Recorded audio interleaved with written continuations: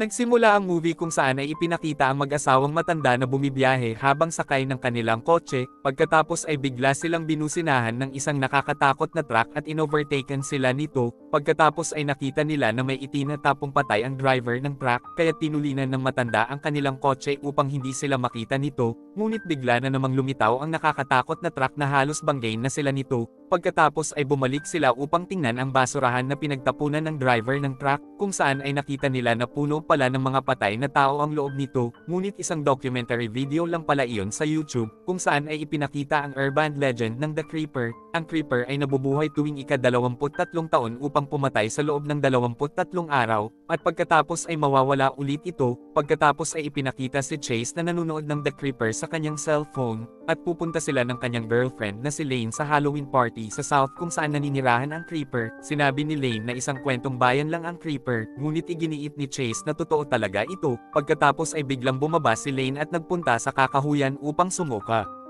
Samantala ay tiningnan ni Chase ang isang singsing, at plano pala niya na mag-propose kay Lane mamayang gabi. Samantala ay biglang nabuhay na ulit ang Creeper sa gitna ng kakahuyan, at gumapang ito upang kumain ng mga bulate, at pagkatapos ay umungol ito ng napakalakas bilang tanda ng kanyang malagim na mga pagpatay. Samantala sa di kalayuan ay may isang lalaki ang huminto sa kakahuyan at tinawagan niya si Lane, at lumalabas na buntis pala si Lane. Sinabi ni Lane sa lalaki na magkikita sila mamayang gabi sa hotel, pagkatapos ay umihi ang lalaki sa isang puno, at biglang lumitaw ang Creeper sa kanyang likuran at kinain siya nito. Samantala ay huminto sila Chase at Lane sa isang manghuhula upang magtanong ng daan, binigyan sila ng isang mapa ng manghuhula upang maging guide nila sa kanilang pupuntahan, at nang mahipaw ni Lane ang kamay ng manghuhula ay nakakita siya ng isang pangitain ng isang sanggol na iniaalay ng kulto, at pagkaalis nila ay may tinawagan ang manghuhula, at sinabi nito sa kausap na may dumating na alay sa kanilang bayan. Pagkatapos ay tumuloy sina Lane at Chase sa isang hotel room, at palihim na tinawagan ni Lane ang kanyang kalaguyo ngunit hindi na siya sinasagot nito.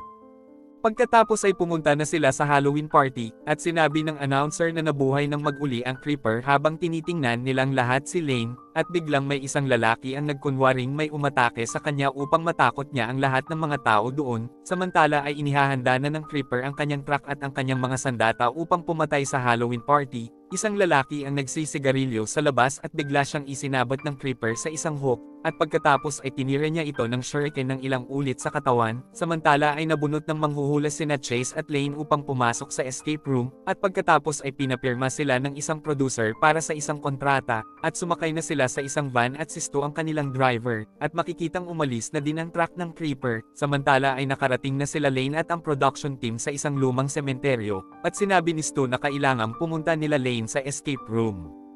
Samantala ay naramdaman na ng Creeper si Lane na gagawin niyang target, pagkatapos ay bigla nitong pinatay ang cameraman, at makikitang nagpropose na si Chase kay Lane, ngunit sa kasamaang palad ay biglang dinagat ng Creeper si Lane, kaya't hinabol ni Chase ang lumilipad na Creeper, at nang makita niya ang production team ay sinabi niya sa mga ito ang nangyari, at pagkatapos ay natakot silang lahat nang makita nila ang bangkay ng kanilang cameraman, kaya't naniniwala sila na maaaring dinala ng Creeper si Lane sa loob ng escape room, at sa loob ay itinali si Lane ng Creeper sa isang malaking bato, at lumalabas na sinasamba pala ng kulto ang Creeper, at ang sanggol na dinadala ni Lane ay ang kanilang alay sa halimaw, at pagkatapos ay sinaksak ng bahagya ng Creeper ang tiyan ni Lane. Samantala ay pumasok na sila Chase sa lumang bahay at biglang isinara ng mga member ng kulto ang pinto sa labas, kaya't nakulong silang lahat sa loob, at pagkatapos ay nagduda sila Chase at ang production team na kasabwat si Stu ng mga ito, at umamin si Stu na binayaran siya talaga ng manghuhula, at nag-warning shot si Stu nang pagbantaan siya ni Chase. Nang marinig ang putok ay nagambala ang Creeper sa pagkuha ng sanggol sa tiyan ni Lane. Pagkatapos ay biglang kumalabog ng malakas ang pinto, kaya't nalaman nila Chase na papatayin na sila ng Creeper, at agad silang nagsipanikan sa hagdan upang hanapin ang attic, at doon ay biglang may tumulong dugo, kaya't nakita nila ang isang patay na tao sa itaas. Pagkatapos ay biglang lumipad ang Creeper sa bintana, kaya't pinagbabaril ni Stu ang halimaw ngunit parang wala lang nangyari dito, at bigla silang hinagisan nito ng palakol at sumigaw ng malakas, at hinila na nila si Chase upang tumakas. tinanggal ng creeper ang kanyang sugatang kamay at pagkatapos ay kinain niya ang kamay ng lalaki, kaya't muling nabuo na naman ang kanyang kamay, samantala ay nagawang makuha ni Lane ang blade na nasa kanyang tabi, at ginamit niya ito upang maputol niya ang lubid na nakatali sa kanya at saka siya tumakas. Pagkatapos makuha ang mga shuriken ng creeper ay lumabas na siya sa isang bintana, at sa loob ng bahay ay biglang sinunggaban ng creeper si Carrie ngunit nagawa nitong makatakas, samantala ay sinabi ni Stu na kailangan nilang patayin ang creeper upang makaligtas. Ngunit iginiit ni Chase na isa itong immortal, at wala silang ibang magagawa kundi ang hintayin na magtapos ang hunting cycle nito. Pagkatapos ay narinig nila na may gumagapang sa bubong, at lumalabas na ito pala ay si Lane na nahulog sa kanilang harapan. Pagkatapos ay nagpatuloy na silang nag-iikot sa bahay, at nang takbuhin ng producer ang telepono ay naipit siya sa isang animal trap, kaya't si Chase na ang tumawag sa mga pulis habang tinutulungan ng iba ang producer. Pagkatapos ay umungol na ng napakalakas ang creeper kaya't natakot silang lahat at bumaba sa hagdan, bigla sila nitong hinagisan ng palakol na tumama sa ulo ni Carrie kaya't namatay ito, at kinaladkad ng creeper ang kanyang katawan habang nagtatakbuhan sila Chase sa isang kwarto, at nakita nila doon ang altar ng Cult 2, nagkaroon ng pangitain si Lane at nakita niya na siya ang inalay sa creeper sa altar ding iyon, samantala ay makikitang tinanggalan ng creeper ng anit si Carrie, at pagkatapos ay kinain niya ang utak nito, samantala ay nakita nila Lane ang isang butas na puno ng mga patay, kaya't naisip nila na inaalayan ng Cult 2 ng mga tao ang creeper. Tinanong ni Chase si Lane at bakit siya ang hinahabol ng creeper, sinabi ni Lane na dahil naaamoy niya ang sanggol na nasa aking tiyan.